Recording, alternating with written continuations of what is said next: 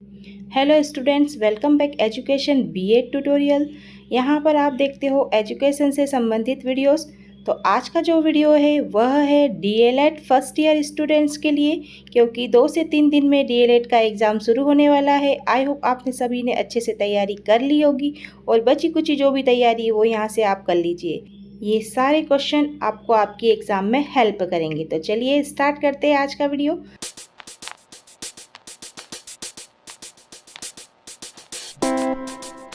आज का हमारा फर्स्ट क्वेश्चन है, बाल्यावस्था किसे कहते हैं या बचपन से आप क्या समझते हैं।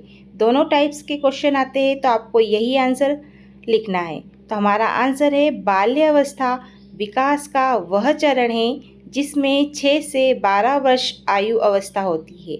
इस अवस्था में बच्चे का शारीरिक, मानसिक और सामाजिक एवं भावात्मक विकास होता है। इसे 2 भागों में बांटा गया है, प्रारंभिक बाल्यावस्था और उत्तर बाल्यावस्था। फिर हमारा सेकंड क्वेश्चन है, दबंगता क्या है। तो दबंग या दबंगता का अर्थ होता है अभिमानी, अहंकारी या निडर। तो दबंगता से तात्पर्य ऐसे व्यक्ति से है जो किसी से ना तो डरता हो और अपने आप को अधिक महत्व देता है, और वह अपने काम को करने के लिए किसी भी सही अथवा गलत करने में बिल्कुल भी संकोच नहीं करता है और ना ही डरता है और ना ही बिल्कुल समय लगाता है। अपने कार्य को करने या निकालने के लिए वह लोगों को डरा धमकाता है। यही कार्य दबंगता कहलाता है। फिर हमारा नेक्स्ट क्वेश्चन है कि मीड का सामाजिकरण सिद्धांत क्या है। तो इसका आंसर है, मीड ने आत्मा की चेतन या आत्मचेतन को सामाजिकरण का आधार माना है।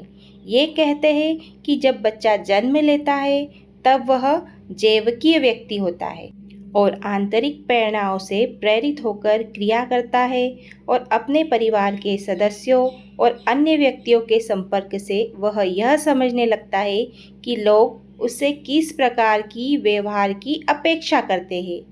इस कार्य से बच्चे में मैं और मुझे की अंतर्क्रिया के बीच स्वयं का निर्माण होता है। यही था मीड का सिद्धांत। नेक्स्ट क्वेश्चन है हमारा कि हकलाने के कारण बताइए कि बच्चा हकलाता क्यों है। तो निम्न कारण हो सकते हैं बच्चे के हकलाने के, जिसमें पहला कारण है तनावपूर्ण परिवेश या वातावरण। सेकेंड है न्यूरोमस्कुलर समस्याएं। फिर है घृणा, चिंता, उत्तेजना जैसे मनोवैज्ञानिक कारण। फिर है बोलने वाली मांसपेशियों को नियंत्रण करने में असमर्थता। ये सारे कारण बच्चों के हकलाने के कारण बन सकते हैं। हमारा नेक्स्ट क्वेश्चन है, कुपोषण से आप क्या समझते हैं या कुपोषण क्या है। तो इसका आंसर है, कुपोषण एक ऐसी स्थिति है जिसमें शरीर को आवश्यक पोषक तत्वों की पर्याप्त मात्रा नहीं मिलती है और इसके परिणाम स्वरूप स्वास्थ्य पर प्रतिकूल प्रभाव पड़ता है। यही कुपोषण कहलाता है। फिर हमारा नेक्स्ट क्वेश्चन है, आत्म प्रेम से आप क्या समझते हैं। आत्म मीन्स अपने आप से प्रेम करना। फिर इसका आंसर है, आत्म प्रेम अर्थात स्वयं से, खुद से प्रेम करना। आत्म प्रेम एक सशक्त और सुरक्षित इंसान बनाता है। आत्म प्रेम से खुद की सराहना करने, खुद को अच्छा बनाने, कुछ अच्छे दोस्त बनाने में मदद मिलती है। तो ये था आत्म प्रेम। नेक्स्ट क्वेश्चन है हमारा कि बाल श्रम क्या है। तो इसका आंसर है, बाल श्रम का यह अर्थ होता है कि जिसमें कार्य करने वाला व्यक्ति कानून तथा निर्धारित आयु सीमा से छोटा होता है, अर्थात बच्चों से मेहनत या काम करवाना बाल श्रम कहलाता है। नेक्स्ट क्वेश्चन की ओर बढ़ते हैं। इसी बीच प्लीज़ आप वीडियो को एक लाइक ज़रूर कर दीजिए। नेक्स्ट क्वेश्चन है, वैश्वीकरण के क्या लाभ है, लिखिए। तो इसका आंसर है, वैश्वीकरण के कई लाभ हो सकते हैं। फर्स्ट है अंतर्राष्ट्रीय व्यापार में वृद्धि करना। सेकेंड है जीवन स्तर में वृद्धि करना। थर्ड है आर्थिक विकास करना। फोर्थ है विदेशी व्यापार में वृद्धि करना। फिफ्थ है सांस्कृतिक आदान प्रदान और प्रौद्योगिक का आदान प्रदान करना। और लास्ट में है तकनीकी प्रगति करना। ये सब थे वैश्वीकरण के लाभ। नेक्स्ट क्वेश्चन की ओर बढ़ते हैं। हमारा नेक्स्ट क्वेश्चन है नंबर 9, सूक्ष्म गति कौशल से क्या आशय है, या सूक्ष्म गति कौशल क्या है?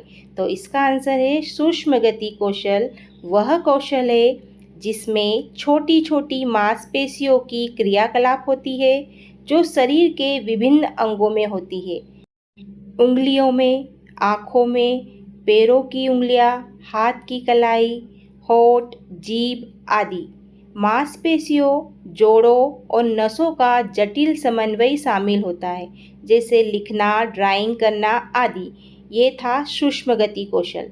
फिर हमारा नेक्स्ट क्वेश्चन है, शिक्षा में स्पर्धा के लाभ लिखिए, या स्पर्धा से आप क्या समझते हैं? तो इसका आंसर है शिक्षा में स्पर्धा के कई लाभ हो सकते हैं। सबसे पहला है स्पर्धा बालक को प्रेरित करती है। स्पर्धा व्यक्ति में अपनी कोशिश करने की शक्ति बढ़ाती है। फिर है स्पर्धा लक्ष्य प्राप्ति में मदद करती है। फिर नेक्स्ट है स्पर्धा से कौशल विकास होता है, आत्मविश्वास बढ़ता है, बच्चों को प्रेरणा मिलती है। स्पर्धा से वास्तविक दुनिया की चुनौती के लिए बच्चे तैयार होते हैं और उनका व्यक्तित्व विकास होता है। ये सारे स्पर्धा के लाभ है। हमारा नेक्स्ट क्वेश्चन है क्वेश्चन नंबर 11, बाल शोषण से आप क्या समझते हैं? तो इसका आंसर है 18 वर्ष से कम आयु के बच्चों के साथ मानसिक या शारीरिक रूप से उन्हें प्रताड़ित किया जाना बाल शोषण कहलाता है। जैसे उन्हें डराना, धमकाना या उनके मन में डर या भय पैदा करना, ये सारी चीज़ बाल शोषण के अंतर्गत आती है। बढ़ते हैं नेक्स्ट क्वेश्चन की ओर। नेक्स्ट क्वेश्चन है क्वेश्चन नंबर 12, परिपक्वता से आप क्या समझते हैं? तो इसका आंसर है एक व्यक्ति के शरीर, दिमाग और भावनाओं के पूरी तरह से विकसित होने की स्थिति को परिपक्वता कहा जाता है। परिपक्वता आयु के साथ साथ बढ़ती है, जिसमें वह पूर्ण रूप से विकसित होता है। कौन? बच्चा। फिर नेक्स्ट क्वेश्चन है क्वेश्चन नंबर 13, खेल की परिभाषा दीजिए। तो इसका आंसर है खेल व्यक्ति को शारीरिक और मानसिक दोनों रूप से स्वस्थ रखता है। खेल ऐसी स्थिति है जिसमें बालक या व्यक्ति अपने आप को खुश और स्वतंत्र पाता है, क्योंकि हर किसी को खेलना पसंद होता है। आपने देखा होगा कि बच्चा खेल में इतना मगन हो जाता है कि उसे खाने पीने की फुर्सत भी नहीं मिलती है। बढ़ते हैं नेक्स्ट क्वेश्चन की ओर। क्वेश्चन नंबर 14, बौद्धिक रूप से भिन्न बालकों के प्रकार लिखिए। तो इसका आंसर देखते हैं।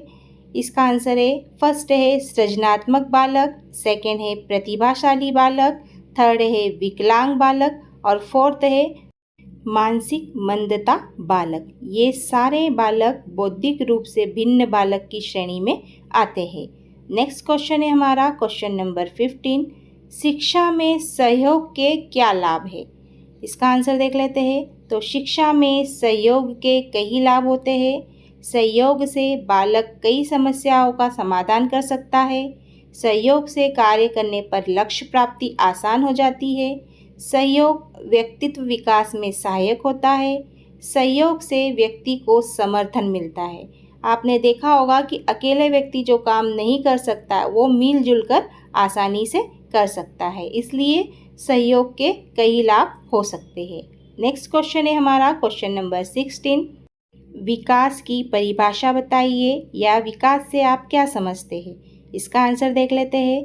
तो विकास जन्म से मृत्यु तक चलने वाली प्रक्रिया है, जो कि गर्भधारण से लेकर मृत्यु तक जो मानव में परिवर्तन होते हैं, यही सब विकास कहलाता है। इसी बीच आप जल्दी से कमेंट्स कर दीजिए कि आगे आप और वीडियोस देखना चाहते हो या नहीं, और आपने अभी तक चैनल को सब्सक्राइब नहीं किया है तो प्लीज़ जल्दी से चैनल को भी सब्सक्राइब कर लीजिए। तो हमारा नेक्स्ट क्वेश्चन है क्वेश्चन नंबर 17, सामाजिक विकास क्या है? इसका आंसर देख लेते हैं। मनुष्य एक सामाजिक प्राणी है। सामाजिक विकास में व्यक्तियों को उनकी क्षमता का एहसास करने और समाज में सक्रिय भूमिका निभाने के लिए उनके जीवन स्तर में सुधार लाना, उनकी क्षमता को बढ़ाना और आवश्यकताओं को निर्धारित करना और प्रभावित करने का अवसर प्रदान करना सामाजिक विकास कहलाता है। सामाजिक विकास एक व्यापक प्रक्रिया है जिसमें व्यक्तिगत और सामाजिक कल्याण पर ध्यान केंद्रित किया जाता है। नेक्स्ट क्वेश्चन की ओर बढ़ते हैं। नेक्स्ट क्वेश्चन है क्वेश्चन नंबर 18, रूढ़िवाद क्या है या रूढ़िवादिता से आप क्या समझते हो? तो इसका आंसर देख लेते हैं। रूढ़िवाद या रूढ़िवादिता से आशय उन परंपराओं और रीति रिवाजों से है जो कि सामाजिक मार्ग में बाधाएं उत्पन्न करती है। यह एक प्राचीन परंपरा है जिनका समाज में अज्ञानतावश अनुकरण किया जाता है या अभी भी अनुकरण चला आ रहा है, यही रूढ़िवाद कहलाता है। नेक्स्ट क्वेश्चन है क्वेश्चन नंबर 19, परवरिश से आप क्या समझते हैं? तो इसका आंसर देख लेते हैं। इसका आंसर है माता पिता के द्वारा अपने बच्चों के प्रति अपनाए जाने वाले व्यवहार या ऐसी क्रिया जो बचपन से लगाकर प्रौढ़ावस्था तक चलती है, परवरिश कहलाती है। नेक्स्ट क्वेश्चन की ओर बढ़ते हैं। नेक्स्ट क्वेश्चन हमारा है क्वेश्चन नंबर 20 और आगे आप और वीडियोस देखना चाहते हो तो इसी समय जल्दी से चैनल को सब्सक्राइब कर लीजिए। क्वेश्चन नंबर 20 है, गामक विकास से आप क्या समझते हैं? तो इसका आंसर देख लेते हैं। गामक का अर्थ होता है मुड़ना। तो गामक विकास से तात्पर्य बालकों में उनकी मांसपेशियों, तंत्रिकाओं और हड्डियों के समन्वय से शरीर की गतिशीलता और नियंत्रण को विकसित करना और शारीरिक क्रियाओं पर पूर्ण नियंत्रण प्राप्त करना गामक विकास कहलाता है। आई होप इन सारे क्वेश्चनों से आपको एग्ज़ाम में हेल्प मिलेगी। वीडियो थोड़ा सा भी अच्छा लगा है तो इसे अपने दोस्तों के साथ शेयर कीजिए और वीडियो को लाइक कीजिए।